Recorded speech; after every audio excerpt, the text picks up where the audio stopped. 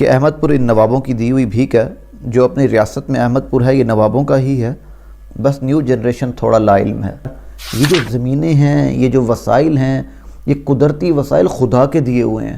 اگر یہاں پہ کوئی تلوار کے بل بوتے پہ، کوئی طاقت کے بل بوتے پہ آ کے قبضہ کر لیتا ہے تو وہ خدا کے وسائل پہ قبضہ کرتا ہے، تو وہ انسانوں کے حق پہ قبضہ کرتا ہے۔ تو ریاست بہاولپور اور یہ جتنی بھی ریاستیں تھیں یہاں پہ بر صغیر میں، یہ ساری انگریز کی تابع فرمان ریاستیں ہوا کرتی تھیں اور انگریز کے تابع ہوا کرتی تھیں۔ اور آج بھی آپ دیکھیں کہ ان کی جو نسلیں ہیں ان نوابوں کی، وہ جا کے بنی گالہ عمران خان کی گود میں بیٹھ گئی ہیں۔ یہ لوگ جو ہیں یہ ان کو نہیں چھوڑ رہے، یہ غلامی کی سوچ نہیں چھوڑ رہے، وہ ان کی اپنی نسلیں اپنی روایات چھوڑ گئی ہیں، ان کی اپنی نسلیں اپنے کلچر کو چھوڑ گئی ہیں، اپنے آباء و اجداد کی لائن پٹڑی کو چھوڑ گئی ہیں۔ ہم کھڑے ہیں وہیں کے وہیں، اور یہی وجہ ہے کہ ہم تنزلی کا شکار ہیں۔ بہاولپور کے پاکستان سے ملنے سے پہلے جب یہاں پر آزادی کی تحریکیں چل رہی تھیں ہندوستان میں اور مسلمان جدوجہد کر رہے تھے، اس وقت ریاست بہاولپور نے کتنا فنڈ کیا تحریک آزادی کو؟ کوئی یہ بتا سکے مجھے؟ کر بھی نہیں سکتے تھے، کیونکہ انگریز کے تابع فرمان تھے اور تحریکیں انگریز کے خلاف چل رہی تھیں، انگریز کو نکالنے کے لیے چل رہی تھیں۔ جب پاکستان بن گیا تو اس کے بعد بہاولپور ریاست نے جو ہے وہاں پہ پیسہ بھی دیا، وہاں پہ امداد بھی کی، اور ڈیفینیٹلی کی، تنخواہیں بھی دیں، اور وہ ہمارے ٹیکس کے پیسوں سے دیں، اور وہ عوام کی منشا پہ دیں، کیونکہ عوام مسلمان تھی اور پاکستان سے اس کی وابستگی تھی۔ آج ایک دوست نے میرے ساتھ کمنٹ شیئر کیا فیس بک کا، جس میں یہ بھائی صاحب فرما رہے ہیں کہ احمد پور ان نوابوں کی دی ہوئی بھیک ہے۔ جو اپنی ریاست میں احمد پور ہے یہ نوابوں کا ہی ہے، بس نیو جنریشن تھوڑا لا علم ہے۔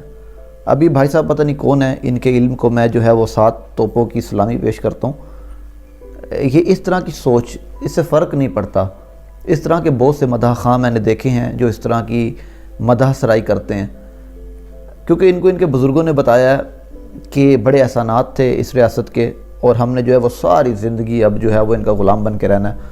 اور ان کے بزرگ نہ تو کوئی دانشور تھے، کیونکہ ہم تو بزرگوں کو بزرگ مانتے ہیں ڈیفینیٹلی، لیکن یہ حقیقت ہے کہ وہ کوئی دانشور نہیں تھے، وہ کوئی پی ایچ ڈی اسکالرز نہیں تھے، وہ بیچارے غریب لوگ تھے، وہ مزدور طبقہ لوگ، وہ کسان پیشہ لوگ، یا وہ انہی نوابوں کی جاگیروں پہ مزارع تھے، یا وہ ان کے گھروں میں کام کرتے تھے۔ وہ بڑی بڑی حویلیوں اور بڑے بڑے محلات کو دیکھ کے مرعوب ہوئے، اور انہوں نے اپنی نسلوں کو اس کام پہ لگایا کہ اب اگر آگے تمہاری نسلیں تباہ بھی ہو رہی ہوں، نہ تعلیم ہو، نہ صحت ہو، نہ روزگار ہو، نہ ان کے لیے کوئی صحت کے مواقع ہوں، نہ ان کے لیے انڈسٹریز ہوں، شہر کا بیڑا غرق ہو جائے، آپ نے جو ہے وہ غلامی نہیں چھوڑنی۔ اور یہ ماشاءاللہ لگے ہوئے ہیں اس چیز پہ، لگے رہیں، فرق نہیں پڑتا۔ فرق اس وقت پڑتا ہے جب ہم لوگوں کو یہ بتاتے ہیں کہ یار آزاد سوچ کے ساتھ آگے آؤ، یار تم غلامی سے نکلو، اب تمہارے بچے، تمہاری نسلیں تباہ ہو رہی ہیں، دنیا کہاں پہنچ گئی ہے، تیسرے درجے کی زندگی گزار رہے ہو۔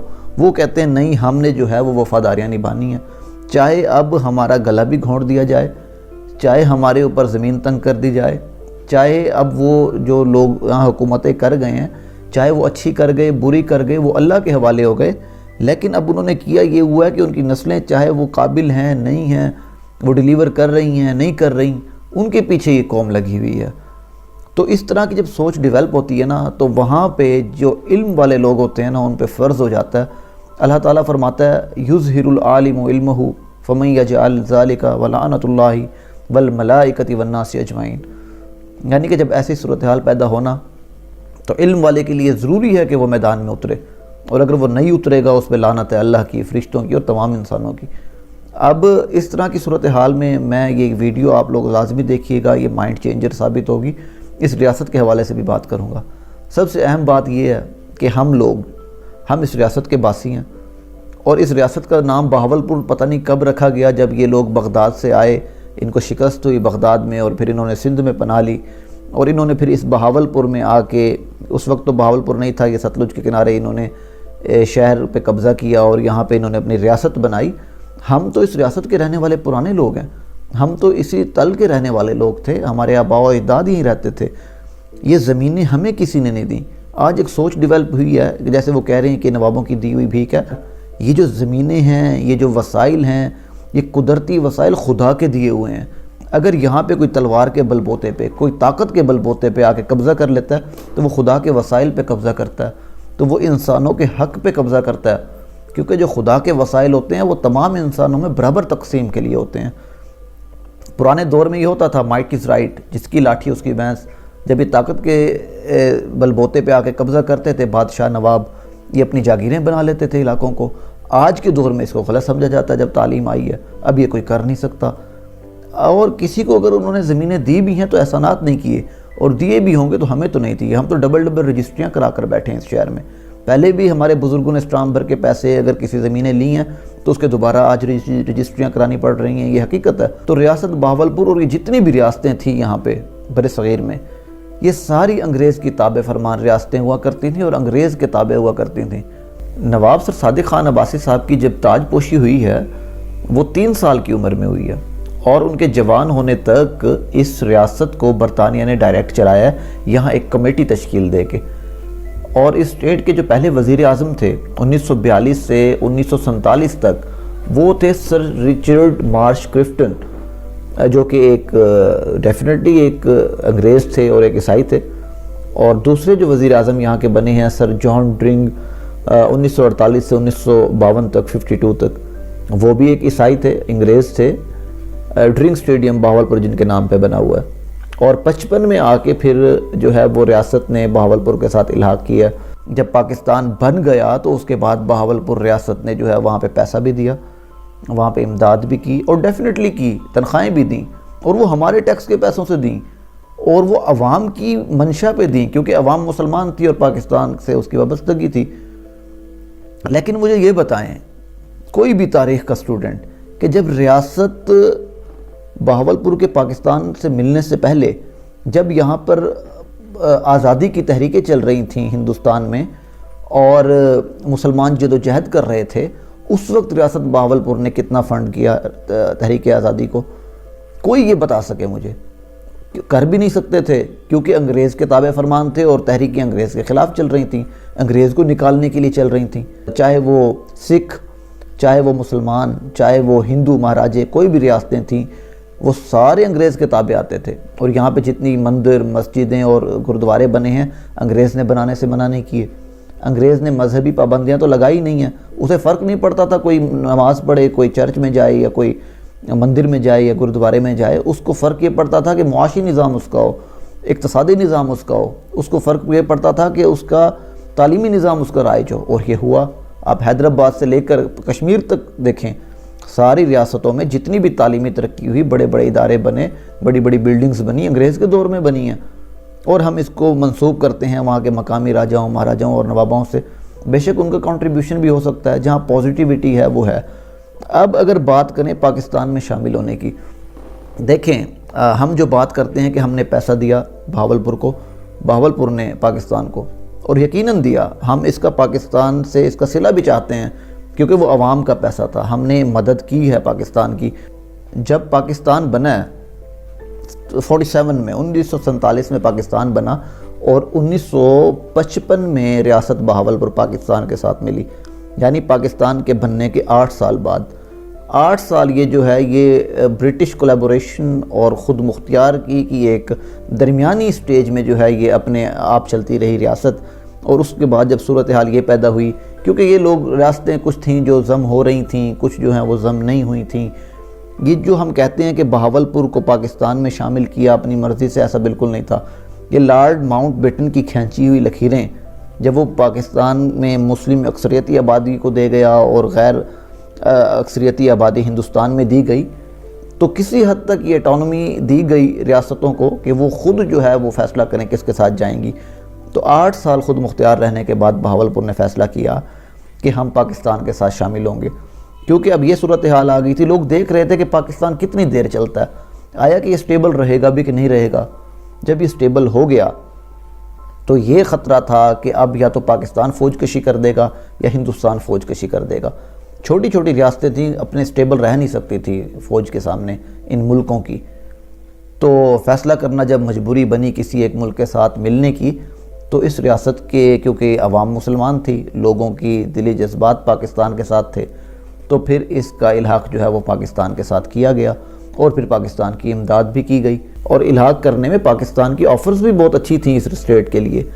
ہندوستان میں نہ جانے کی وجوہات، ایک تو یہاں پر مسلمان اکثریت تھی آبادی کی، اس کے جو جذبات تھے وہ بھی دیکھنے تھے، اور دوسرے نمبر پر سب سے بڑی امپورٹنٹ چیز یہ تھی کہ پاکستان کی آفرز کہ آپ کی جو ہے وہ اتنی نسلیں تخت تاج پوش رہیں گی اور اتنی نسلوں تک جو ہے وہ آپ کو مراعات اور ٹیکس دیے جاتے رہیں گے، آپ کا صوبہ الگ ہوگا، آپ کا گورنر ہوگا، آپ وزیر اعلیٰ ہوں گے، آپ کا جو ہے پورا پارلیمنٹ ہوگی یہاں پہ صوبائی، اور اس کے بعد جو ہے وہ آپ کی اتنی نمبر پلیٹیں آپ کو دی جائیں گی، اتنی گاڑیاں ریکگنائز کی گئیں، ان کی اپروو کی گئیں۔ یہ ساری چیزیں شاہی خاندان اور نواب خاندان کی مراعات کے لیے تھیں۔ عام آدمی کے لیے اس ایگریمنٹ میں کیا تھا؟ یعنی کہ اگر بہاولپور کی عوام نے پاکستان کے ساتھ الحاق کیا ہے تو کیا لاہور، اسلام آباد، کراچی کے اداروں میں، یونیورسٹیز میں بہاولپوریوں کے لیے کوٹا مختص کرنے کی بات کی گئی اس ایگریمنٹ میں؟ کیا اسلام آباد، لاہور، کراچی یا پاکستان کے دوسرے شہروں میں، انڈسٹریز میں، دفاتر میں بہاولپوریوں کے لیے نوکریوں کا کوٹا مختص کیا گیا؟ کچھ بھی نہیں کیا۔ ہمارے لیے تو کچھ نہیں کیا، اور یہی وجہ ہے کہ جب 1 یونٹ ٹوٹا اور اس کی جو بہاولپور کی صوبائی حیثیت تھی وہ بحال نہیں کی گئی، اور جب صوبائی حیثیت بحال نہیں کی گئی تو عوام اٹھ کے کھڑی کیوں نہیں ہوئی؟ اس لیے نہیں کھڑی ہوئی کیونکہ اس عوام کو توقعات ہی نہیں تھی یہاں سے۔ اس عوام کے فائدے کے لیے یا اس عوام کے لیے کچھ کیا ہوتا نا تو یہ عوام قربانیاں دینے کے لیے آگے نکل آتی، یہ عوام اپنی صوبائی حیثیت بحال کراتی۔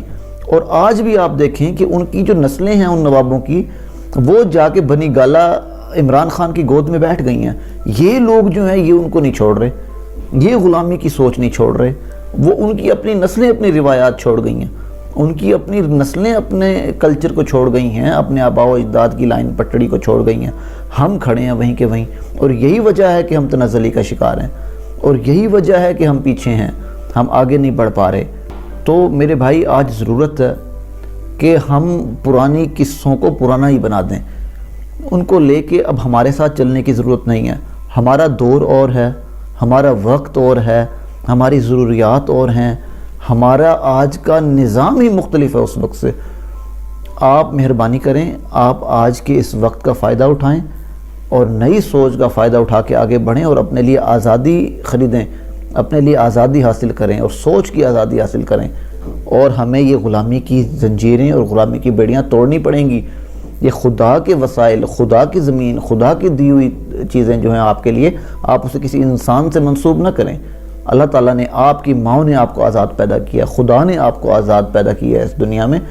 آزاد سوچ کے ساتھ آگے بڑھیں، کسی کے غلام نہیں ہیں آپ ایک مکمل انسان ہیں، مکمل صلاحیتوں کے ساتھ آئے ہیں۔ جس طرح پرانے وقت میں کوئی شاہ تھا، نواب تھا، کچھ بھی تھا، جس طرح وہ ایک انسان تھا نا، آپ بھی اسی طرح ایک انسان ہیں۔ آپ کے بھی اتنے ہی اختیارات ہیں اس دنیا میں سانس لینے کے۔